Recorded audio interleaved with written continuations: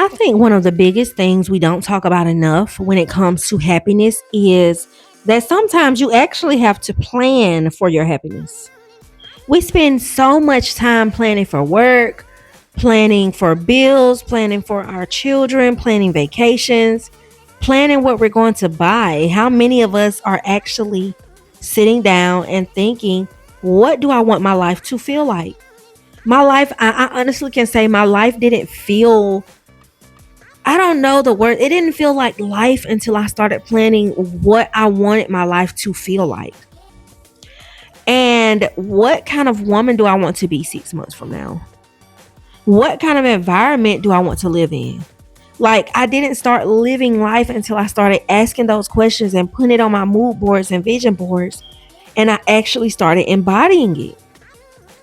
What do I want my mornings to look like? What do I want my weekends to look like? What do I want to be doing with my time? These questions will also be down in the description after this video, so you could go back and copy these questions down and just write about it. And I know there are people who believe, especially from a faith perspective, that you shouldn't plan too far ahead because you don't know what the future holds. And I understand that. I used to feel that way too. I used to actually get scared to plan ahead because I would have thought it was been jinxing myself. But I don't think planning your life means you think you control the future. I don't think that anymore. I'm older now. I think planning gives you direction. And sometimes having something to look forward to is a huge part of actually enjoying your life. One of the things that I think can make your life happier is planning your seasons.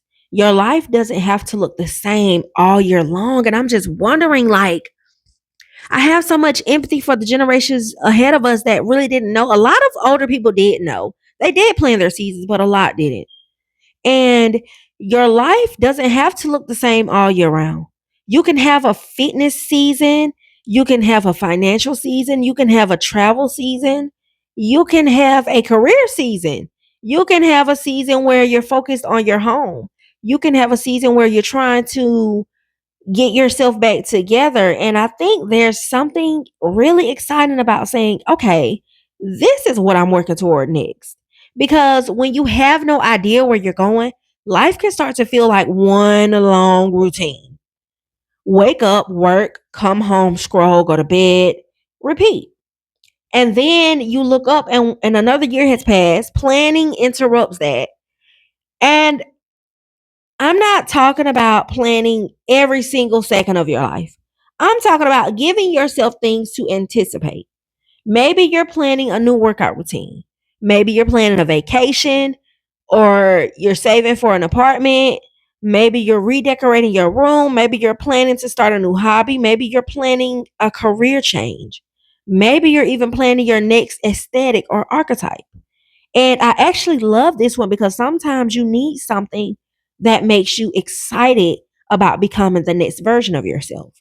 You might say, this next season, I want to be the woman who wakes up early, takes care of herself, dresses well, keeps her home together, works on her money, and actually enjoys her life. That's an archetype. You're giving yourself a picture of the woman you're becoming. And no, you don't have to become a completely different person overnight. But having that vision gives you something to move forward to. That's the fun in it. You can do it over time. And I think that's important because happiness isn't about enjoying the moment you're currently in. It's not only about that. It's also about being excited about the moments that are coming. You should have things on your calendar that make you smile. You should have little things you're saving for. You should experience you should have experiences that you're looking forward to. You should have goals that make you excited to wake up. And here's where I think the faith conversation comes in. If you believe in God, you can absolutely make plans while understanding that God is ultimately in control of what happens. You can say, this is what I'm planning. This is what I'm working toward. But if life changes, I'll adjust. Because planning isn't the same thing as demanding that life go exactly your way. You can plan a beautiful future and still understand that You don't know what tomorrow is going to bring. In fact, I think that's a healthier way to plan. Don't become so attached to the plan that you can't enjoy your actual life. If something changes, just adjust. If an opportunity comes along that you didn't expect, consider it. If something doesn't work out, don't assume your life is over. Sometimes the plan changes because you changed.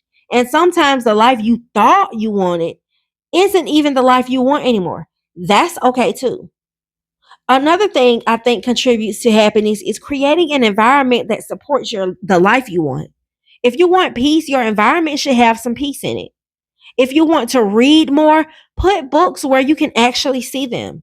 If you want to work out, make it easier for yourself to work out. If you want to spend less money, stop constantly putting yourself in environments where you're tempted to spend. If you want to be more social, make plans with people. If you want to feel beautiful, wear the clothes, do your hair, take the pictures, go outside. Stop waiting for some future version of yourself to finally start enjoying your life. And that's probably one of the biggest lessons here. You don't have to wait until your life is perfect to be happy. You can be working towards something and still enjoy where you are. You can want more money and still appreciate the money you have. You can want a better body and still take care of the body you have now. You can want a relationship and still build a beautiful single life. You can want a new home and still make your current home feel good. You can want to become a new version of yourself without hating the woman you are today. That's the balance. Plan for your future, but don't abandon your present. So, if you want to live a happier life, start thinking about your life intentionally. Ask yourself, what do I want my next season to look like? What do I want my life to feel like? What am I looking forward to? What kind of woman am I becoming? And then start making plans. Make the vision board, change the aesthetic, try the hobby, book the trip, start the savings account, rearrange your room, make all those appointments, get the planner, put something exciting on your calendar. And if you believe in God, pray over those plans too. Just remember, you can make plans without believing you're in control of everything. Plan your life, but leave room for life to surprise you. Because a happy life isn't necessarily a life where everything went according to plan. Sometimes it's a life where you keep moving, you kept growing, you kept enjoying yourself, and learned how to be happy even when the plan changed. This is Pretty Girl Rich Era, where we heal, level up, and become the best version of ourselves. Subscribe for more of videos like this, and I'll see you in the next one. Bye, loves.